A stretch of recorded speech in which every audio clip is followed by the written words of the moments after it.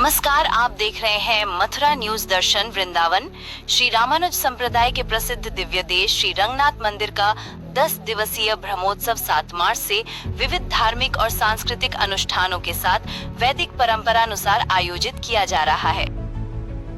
ब्रज के अनूठे उत्सव को लेकर मंदिर प्रबंधन द्वारा दिव्याकर्षक तैयारियां की जा रही हैं। इस संबंध में गुरुवार को मंदिर में आयोजित एक पत्रकार वार्ता में स्वामी रघुनाथ आचार्य ने बताया कि श्री रामानुज संप्रदाय की श्री वैष्णवीय परंपरा के प्रमुख दिव्य देश श्री रंगनाथ मंदिर में वैसे तो प्रतिदिन मंगल उत्सवों की श्रृंखला अनवरत रूप से जारी रहती है, लेकिन इनमें सबसे प्रमुख ब्रह्मोत्सव है।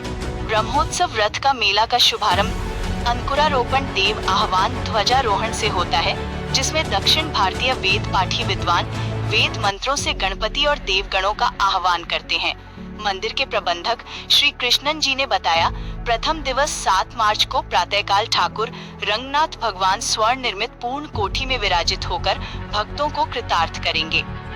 इसी क्रम में ठाकुर गोदारंग गम्मन्नाथ भगवान प्रतिदिन स्वर्ण रजत निर्मित वाहन सूर्य प्रभा, चंद्र प्रभा, गरुड़ जी, हनुमान जी, पालकी, सिंह, अश्व सिंह शार्दुल पर विराजित होकर दर्शन देते हैं।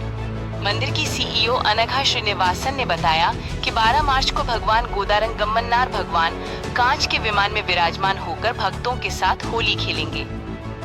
मुख्य आकर्षण विशालकाय चंदन निर्मित रथ है, जिसमें 13 मार्च को भगवान श्री रंगनाथ, श्री देवी और भूदेवी के साथ विराजित होकर भक्तों को कृतार्थ करेंगे।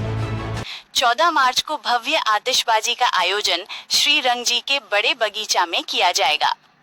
दिव्य महोत्सव का समापन 16 मार्च को अद्वितीय पुष्पक विमान से होगा।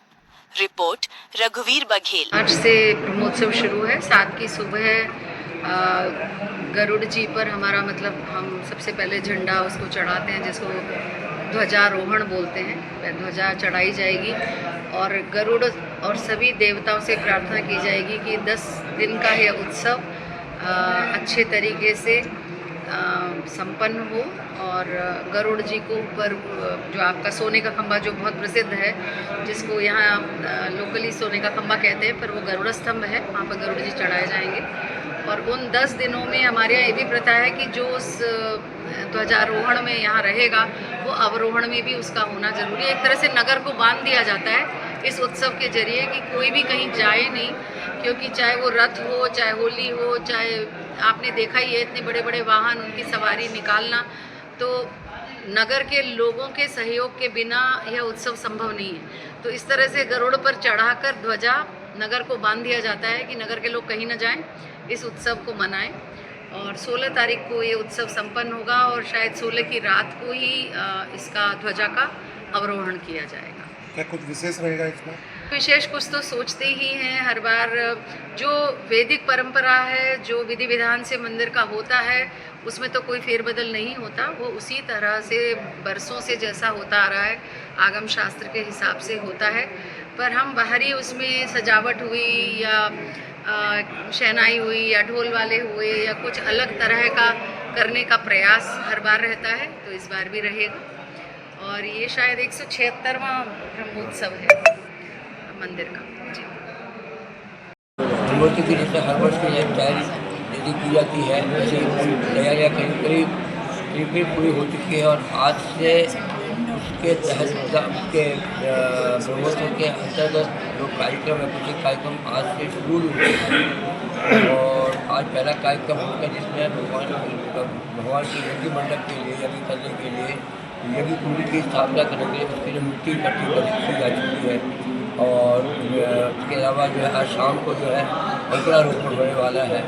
और उसके बाद कल रक्षाबंधन हुआ। कल जैसे दीदी बता रही थी अभी कि रक्षाबंधन के अंदर जो है हम लोग जो रक्षाबंधन करते हैं, जो वहाँ पर उपस्थित जो लोग होते हैं सबको उनको बांध दिया जाता है कि, और उसके साथ में गरुड़ जी जिनको ऊपर गरुड़ स्तंभ पर चढ़ाया जाएगा, वो गरुड़ जी की कल प्रतिष्ठा भी होगी। कल सुबह बहुत सारे ऐसे कार्यक्रम हैं जो बहुत महत्वपूर्ण है और इस ब्रह्मोत्सव को सफल बनाने के लिए ये सारे कार्यक्रम बहुत ही महत्वपूर्ण होंगे। कल के कार्यक्रम होंगे और उसके बाद जो 7 तारीख से तो ब्रह्मोत्सव जैसे हर साल के जैसे जो है सवारी जो है निकलेगी यहाँ पर सुबह शाम दोनों टाइम निकलेगी, अलग अलग वाहनों पर निकलेंगी। तो उन वाहनों में हर साल कुछ न कुछ थोड़ा बहुत, क्योंकि बहुत पुराने हो गए वाहन, उन वाहनों के बार काफ़ी कुछ वाहनों को रिपेयर भी किया गया है, उनको ठीक किया गया है सबको।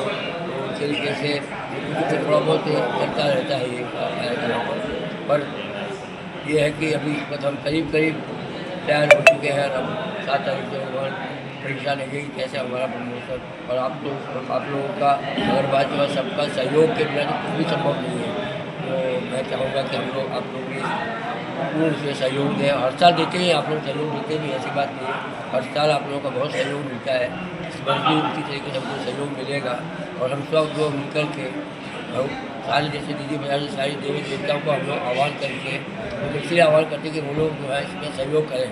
इसी से ऐसे ही हम नगरवासियों से और आप लोगों सबसे अपेक्षा करते हैं कि आप लोग इसमें सहयोग करें और हम सब लोग मिलकर के इस उत्सव को जितना सफल हो ऐसा हम लोगों का प्रयास करें।